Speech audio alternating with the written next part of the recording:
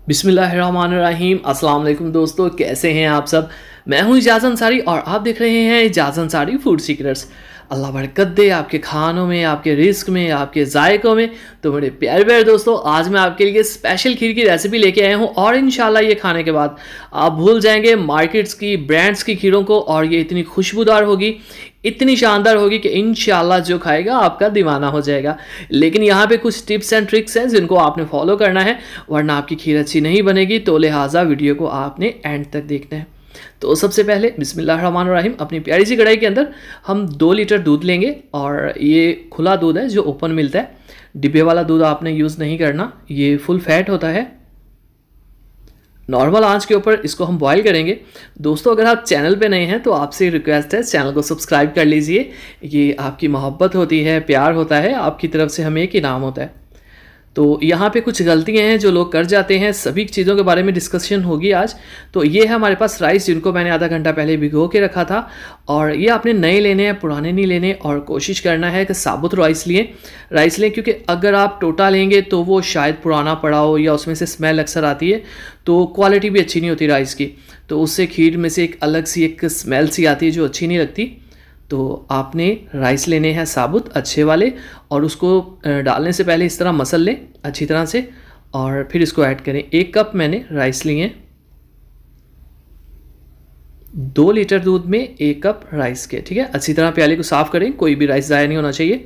अब मीडियम आंच के ऊपर इसको पकाएं और इन राइस को हम इसमें अच्छी तरह से घोल लेंगे। अब यहाँ पे कुछ लोग बॉयल्ड राइस यूज़ करते हैं, तो उससे टेस्ट इतना अच्छा नहीं आता, ठीक है। आपने राइस को इसके अंदर ही डालना है, कच्चों को ही।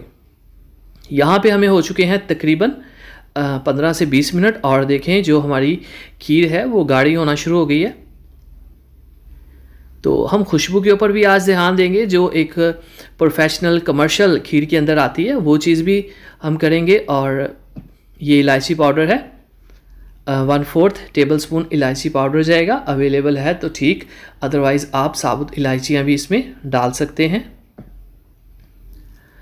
और ये है हमारे पास कंडेंस्ड मिल्क। कंडेंस्ड मिल्क जो होता है ये बहुत मीठा होता है, तो ये इसमें जाएगा तकरीबन 80 से 100 ग्राम। 1 प्याली ये चीनी की ज़रूरत को पूरा कर देगा। अवेलेबल है तो वेरी गुड, नहीं तो आप इतनी ही इसके अंदर चीनी ऐड कर सकते हैं, तकरीबन 100 ग्राम। यहाँ पे हमारी खीर जो है गाढ़ी हो रही। अभी इसके अंदर और भी बहुत कुछ जाएगा, क्योंकि हमने जो खीर बनानी है वो बहुत स्पेशल है। ईद को मद्देनज़र रखते हुए हम ये खीर बना रहे हैं। ये है हमारे पास पिस्ता, हाफ पिस्ता ऐड कर देंगे, बाकी हम हाफ बचा लेंगे एंड पे यूज़ करने के लिए। आलमंड्स हैं, 1 से 2 चम्मच आलमंड्स जाएंगे। और ये है हमारे पास नारियल। ये हमने यहाँ पे इसलिए ऐड किए क्योंकि इनकी एक खुशबू होती है, एक फ्लेवर होता है जो खीर के अंदर जाना बहुत ज़रूरी होता है। किशमिश भी आप यूज़ कर सकते हैं अगर आपके पास अवेलेबल है। ये है हमारे पास रू केवड़ा, मतलब फूड एसेंट। ये खुशबू होती है। ये आपने जस्ट 1-2 ड्रॉप ऐड करने, इससे ज़्यादा नहीं। किसी भी हकीम, पंसारी या जनरल स्टोर से ईजीली अवेलेबल होगा। जस्ट 1 से 2 ड्रॉप, इससे ज़्यादा ऐड नहीं करने आपने। और एक और चीज़ इसमें हम ऐड करेंगे बहुत ही स्पेशल, तो उससे भी इसके अंदर ये देखें, ये हमारे पास खोया है, तकरीबन ये 70 से 80 ग्राम खोया है, ये इसके अंदर ऐड करेंगे। अगर आपके पास अवेलेबल है तो 100 बिस्मिल्लाह, नहीं है तो ये इतना ज़रूरी नहीं है। लेकिन चूंकि ईद की तैयारी है जनाब, तो इसलिए हम खीर के अंदर कोई भी कसर नहीं छोड़ेंगे। अब ये जो खीर होगी ये सुभान अल्लाह इतनी मज़ेदार बनेगी ना कि आप भूल जाएंगे मार्केट की खीरों को और किसी भी ब्रांड की खीर को। और दूसरी जो ख़ास बात है इसमें ये कि ये ओरिजिनल चीज़ है।